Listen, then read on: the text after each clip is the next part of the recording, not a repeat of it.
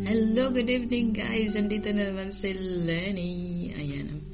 Ang pag-usapan natin ngayon tonight is be yourself. Ayan, be yourself kasi nga kailangan natin to. Kailangan natin ito para mag-success, para more confidence everywhere, whatever you do. Yeah, right. May anim akong nilista dito guys is una is authenticity. Yan. Embracing who you are, you to live authentically without pretense or trying fit into someone else mold. Ayan. So, di natin kailangan mainggit. Oo. Although na, minsan talaga, especially nating mga babae, is talagang nagagandahan tayo sa mga bagay-bagay sa yung iba nating kaibigan na maganda yung bag, mamahalin. Siyempre, nandun na tayo na nag-appreciate tayo sa mga bagay na magaganda. Oo, natural yan. Don't worry. Pero yung mainggit tayo, kahit wala ka na, talagang bilhin mo yung talagang basta magpakitang ka lang hilas na kaya mo, pero sa pala is utang pala, tapos ikaw pala din yung mahihirapan kasi marami kang babayaran, tapos dami mo pang may mga side bits pa na babayaran mo kasi kumuha ka ng magandang mamahaling bag, tapos na hindi na fit sa income mo. Diba right guys? Oo. So hindi mo kailangan. So be yourself is, kung yun lang ang kaya mo is go. But if you can't do it, just leave it, People appreciate, We cannot please everybody, but be yourself, If don't give, who cares, diba? So yun guys, be unique, be yourself, embrace whatever you have right now. Yes, we will do that. Yes, kailangan natin yan guys. Alright? So ang pangalawa is self-acceptance. Ayan, accepting strength, weaknesses, self-love, and confidence. Ayan. Confidence, yes. Kailangan natin confidence, yung accept natin kung ano meron tayo. I-appreciate natin daily kung anong meron tayo kasi you know what? Marami ang taong mas nagbabalyo kahit isang pagkain lang, isang kainan lang yung makakaya nila sa isang araw is kailangan pa din nila na, pero masaya sila. I mean masaya sila kung anong meron sila sa kanilang right? Ayan. So acceptance. Yan yung pangalawa guys. So self-love, kailangan mong treat yourself. Kailangan mong minsan pag medyo stress ka na din, go shopping sometimes, diba? Yung kailangan mo rin ganyan, yung mga pampering yourself. So pangatlo is genuine connection. When you're true to yourself, you attract people who appreciate and value for who you are. Ayan, fostering deeper and more meaningful connection. Ayan. So, mas maganda tong mas magpakatotoo ka sa kapwa mo kasi mas maraming, kasi makikita yan kung once na hindi ka totoo, yung parang plastic ka ba? Tupperware. Makikita yan siguro yung ibang tao yung iba magpa-plastic na rin sa'yo, pero ma-feel yan pag hindi totoo galing dito, na hindi ka tunay, lalo na pag once na halimbawa itong kaibigan mo nagsasabi ng secret sa'yo, tapos sinabi mo din sa kapwa, yun din yung kaibigan mo na yun is sinabi sa isang kaibigan tapos nahatid sa kanya. Ganon guys, oo. Maraming makarelate nito kasi marami itong nangyayari na yung minsan hindi siya genuine ba? Hindi ka genuine sa kapwa mo. Diba? So comment lang yan dito ha kung ano pang mga good things na opinion nyo. Comment lang sa ano. Alright, and then sana tayo is pang-apat is personal growth. Ayan, embracing your individually allows room for growth. Ayan, enabling you to explore new interests, skills, and perspective. Ayan, perspective. Ayan guys. So, pag once na meron ka ng authentic ka, genuine ka, tapos yung in-embrace mo yung sarili mo, yung inaccept mo kung anong meron, natag nito, laging nagpapasalamat kung anong meron ba, parang ganun, thankful kung anong dumating sa buhay niya.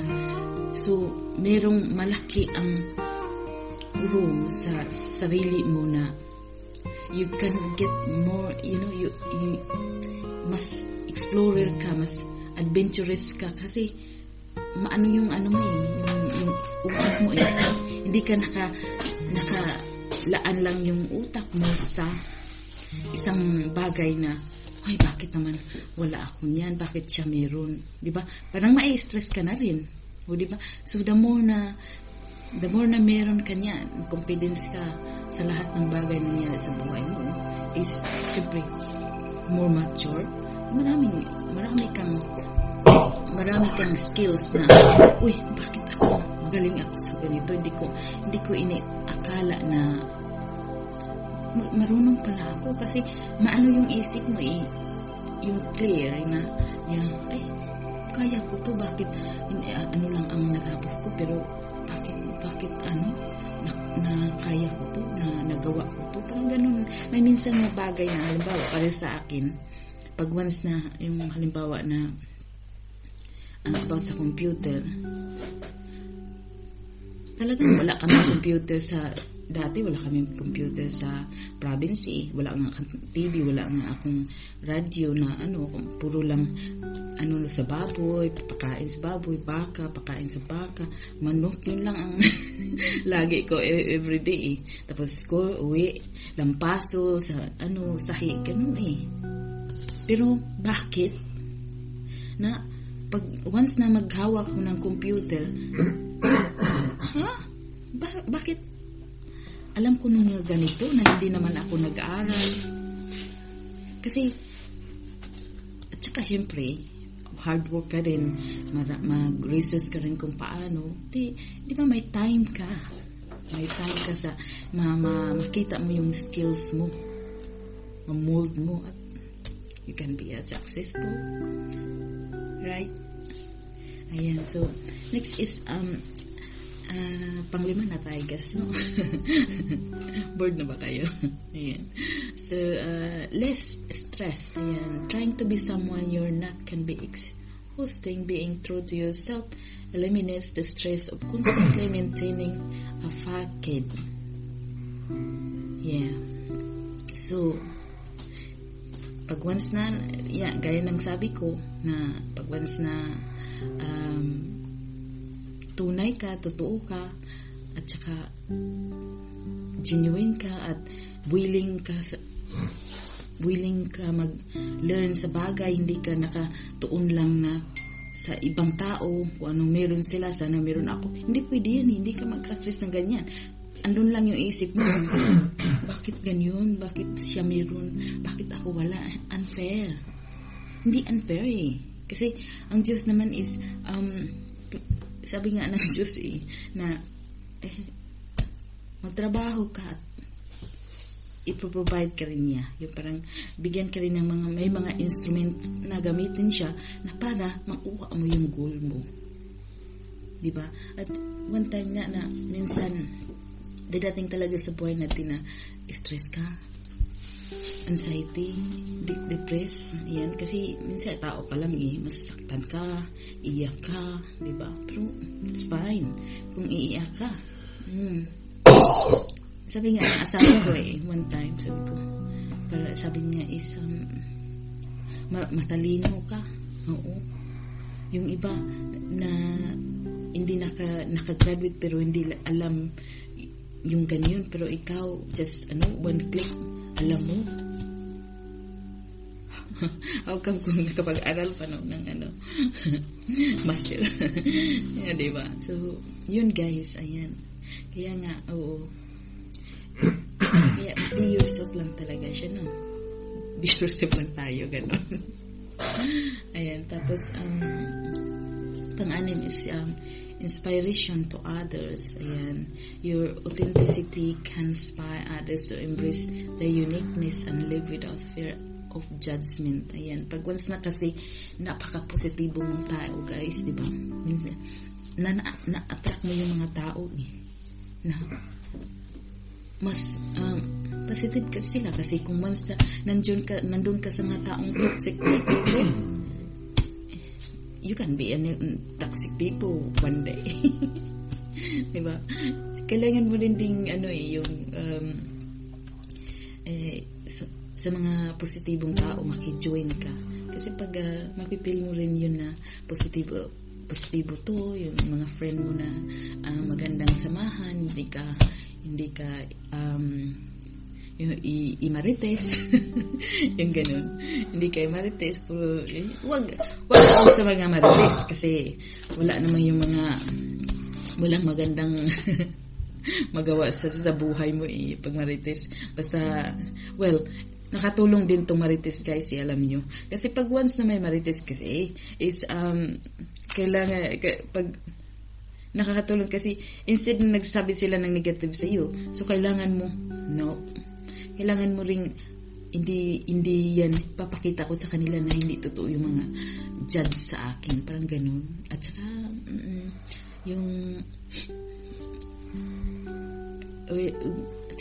mga confidence ka, hindi ka takot na mag-try ng another job, kasi ayaw mo sa job ngayon, mag-try ka ulit ng more yung gusto mo na job, kahit mahirap na job, i-try mo, at least you trying, diba? Oo, try lang ng try until you success. Diba, guys? Ayan. But remember, being yourself is a journey. Kung ano ka, so yan ang yan ang paraan, yung parang maganda ang takbo ng buhay mo pa. Ayan. It's okay to evolve and change. Ayan, embrace your authenticity. Ayan, it's a superpower that makes you distinctly you. Yung talagang ikaw, unique ka. Yung maraming gustong makipagkaibigan sa iyo, kasi hindi ka marites, hindi ka sabi ng negative sa kapwa mo, pareho ng instead na sabihin mo, may makita kang kaibigan na bago mong kakilala, tapos sabihin mo, ay nako, ang ano mo na ngayon, ang pangit mo na, parang ganun, ang taba mo na, as in, the more, instead na sabihin mo, ay lalo kang gumanda ngayon, yun, ganyan. No. So instead na, ay ano ba yan? Diba? Parang hindi man niya masabi na grabe ka naman kung magsalita, pero deep inside niya baka na pipil niya pag-uwi niya is masakit pala sa kanya yun na ginagawa. Kasi minsan kasi may mga tao kasing hindi makaya yung ganyan na mga ma-stress sila. May mga pa yung hindi na makaya na may magsabi ng ganun sa kanila. Diba? Hindi natin alam. Kanya-kanya tayong story. Hindi ka ayan. So so kailangan nating be yourself talaga, at be unique. Ayan, be kind. Ayan po, guys, ang kailangan natin. Ayan, at yun lang siguro ang sabihin ko tonight. At thank you so much. Ayan. Next time is may interview tayo dito kasama ng siguro sa aking mga followers. Ayan. para naman maiba. At saka pag-usapan natin yung ano ang nakakatulong sa ating kapwa at maging more confident sila. Yan ang mga bagay na ating i-spread. Ayan. Hindi yung mga negative. Ayan. So, kailangan nice thing. Kasi marami nangyayari na hindi na maganda dito sa mundo eh. So, be instrument na to spread the positive things. Ayan. Tama ba yun? Ayan. Thank you po. At ito po, Slim, sana ay ipalo nyo ako sa podcast. Ayan. Mag-ano tayo ng podcast. Ayan. May mga topic tayo na napaka-interesting. Ayan. At thank you so much and see you soon. Bye!